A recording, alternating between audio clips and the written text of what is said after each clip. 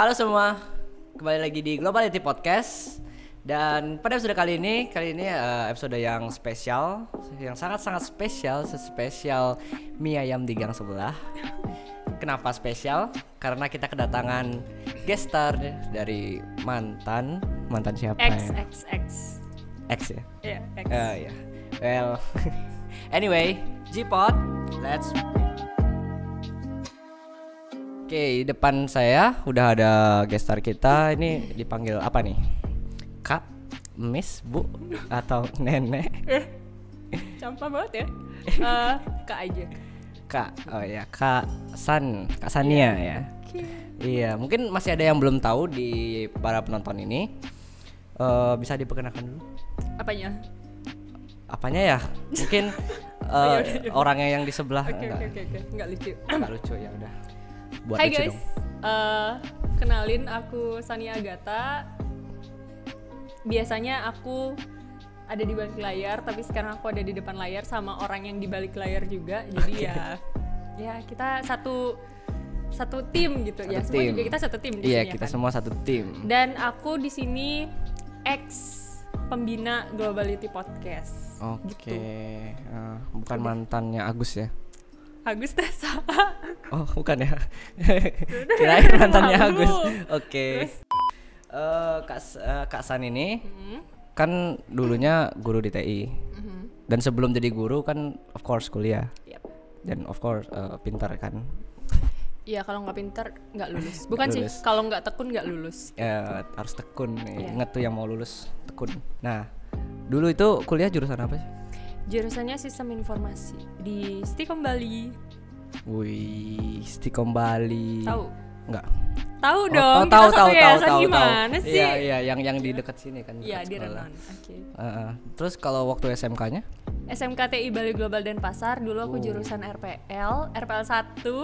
PL1 ya, di sekolah terbaik, itu the best di entire universe. Tepuk tangan dulu. Tepuk tangan. Oke. Waktu masa-masa SMK, kan ini SMK ya. Biasanya kalau orang-orang bilang tuh masa-masa SMA paling wah gitu kan. Karena ini SMK. Gimana tuh masa-masa SMK-nya? Kira-kira wah juga nggak sih atau? Oke. Mungkin kalau di angkatanku dulu itu masih apa ya? SMA tuh masih diagung-agungkan. Gak kayak sekarang, SMK itu sudah lebih daripada SMA. Karena kalau dulu pokoknya yang SMA favorit tuh SMA yang ada angkanya doang, terus ada tulisan negeri kayak gitu. Nah, itu keren kan? Yeah, Maksudnya yeah. mulai dari stylenya mereka, terus juga pokoknya keren aja gitu. Gaya hidupnya Iya, mungkin dibilang ya lebih high lah kayak gitu. Kalau anak-anak SMA dulu, SMK di angkatanku masih yang belum terlalu famous. Tapi sebenarnya yang kalian nggak tahu dari anak SMK adalah dia punya skill tersendiri. Anak SMK bisa langsung kerja, anak SMA emang bisa. Tuh yang pertama.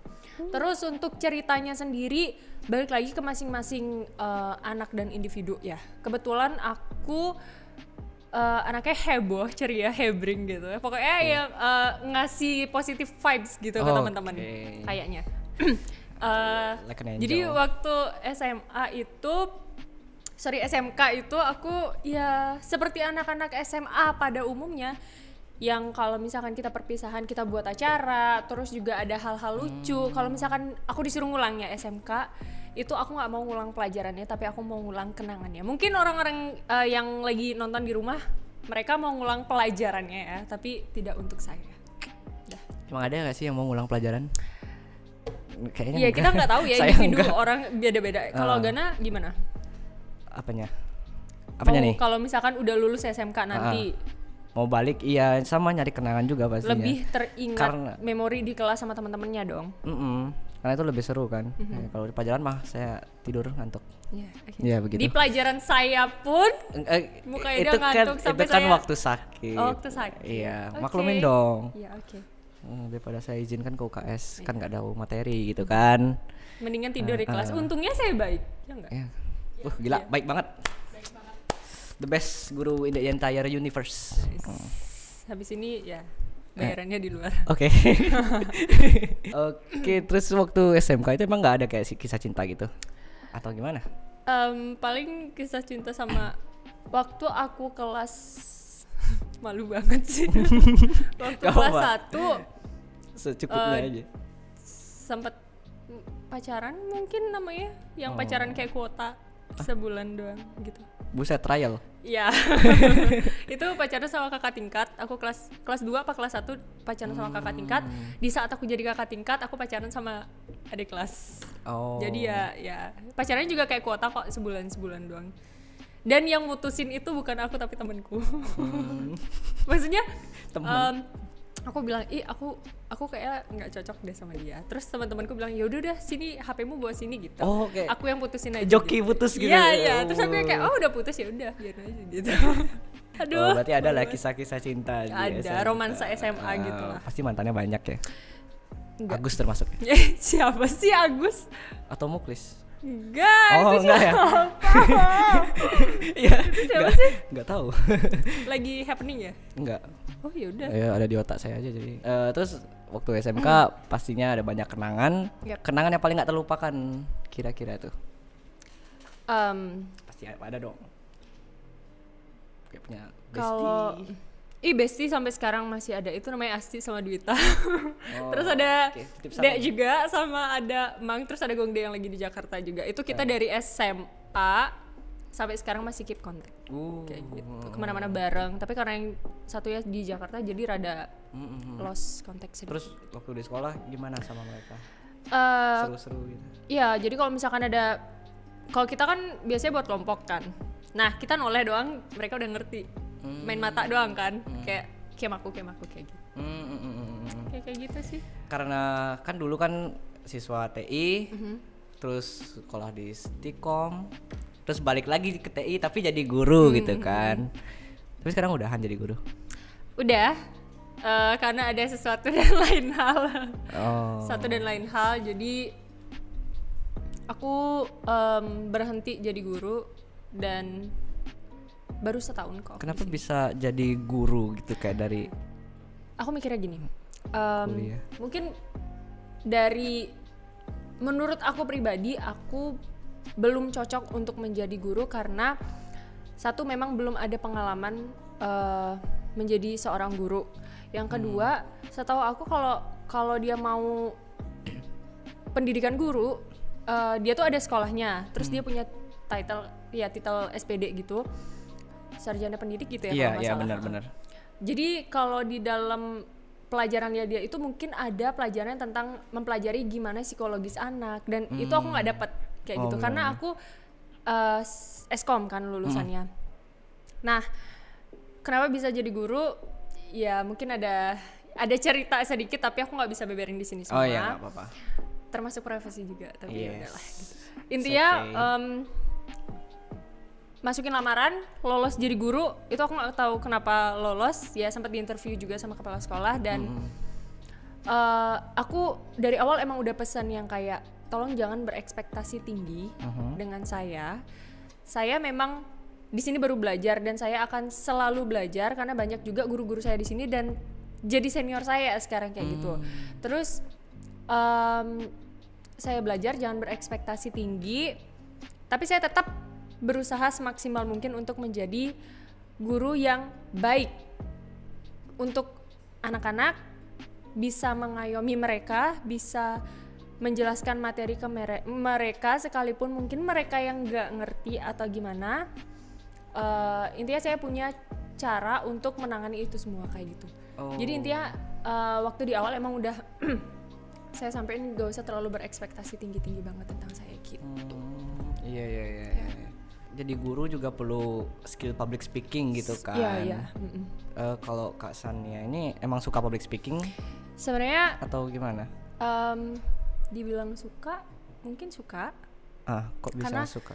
dari kebetulan saya waktu di Stikom ada salah satu ajang pemilihan putra-putri kampus. Dulu namanya Truna Bagus Truni Jegeg Stikom Bali. Sekarang udah jadi namanya putra-putri kampus Stikom Bali.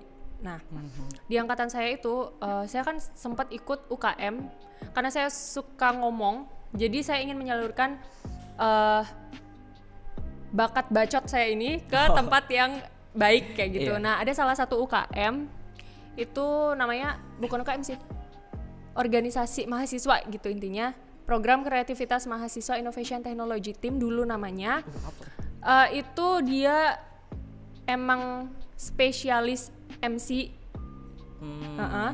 Terus kalau misalkan ada acara-acara kampus yang dicari pasti anak-anak dari sana iya, anak UKM ini. Terus juga di sana spesialis radio. Jadi kita ada siaran setiap harinya sebelum pandemi ya. Sebelum pandemi. Nah, itu saya sempat siaran 2 tahun. Terus juga ada Stikomers TV, di sana saya jadi host juga.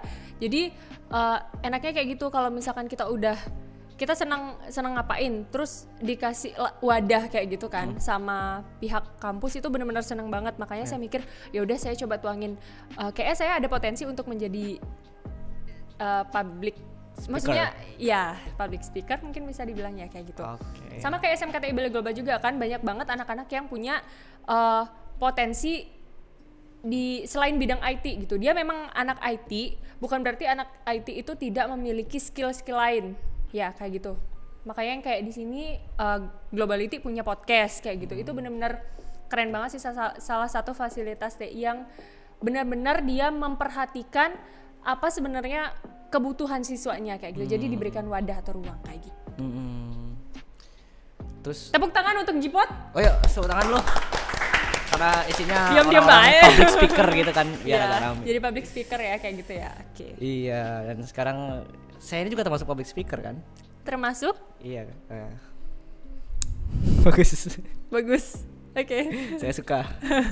Oke, terus untuk tips and triknya dalam public speaking itu kira-kira apa? Kan sering dong pasti public speaking. Sebenarnya masalah utama public speaking itu kan kayak grogi gitu kan, sama nggak nguasain materi dan segala macem. Nah, itu kayak ngatasinnya gimana? Kalau dari Kak San sendiri? Kalau dari aku pribadi, yang pertama kita pede aja dulu. Ya. Terus sering-sering ngomong depan cermin. Kalau kalian malu nggak apa-apa, dikunci aja pintunya, kita ngomong depan cermin sendiri, itu nggak masalah. Nah, pentingnya apa? Jadi kalau misalkan kita ngomong depan cermin itu, kita ngelihat gimana ekspresinya kita, gimana body language-nya kita. Kita jadi public speaker itu bisa dikatakan public speaker kan karena orang-orang itu senang ngelihat kita ngomong, karena kita punya body language tersendiri, terus kita punya mimik wajah tersendiri kayak gitu. Jadi orang-orang itu perhatiannya penuh ke kita kayak gitu. Terus itu yang pertama, pede, sering-sering ngomong di kaca. Terus juga pakai smiling voice. Smiling voice itu kita ngomong tapi kita senyum gitu. Ngerti gak sih? Ngerti. Beda sama orang yang ngomong mukanya flat, suaranya jadi malesin.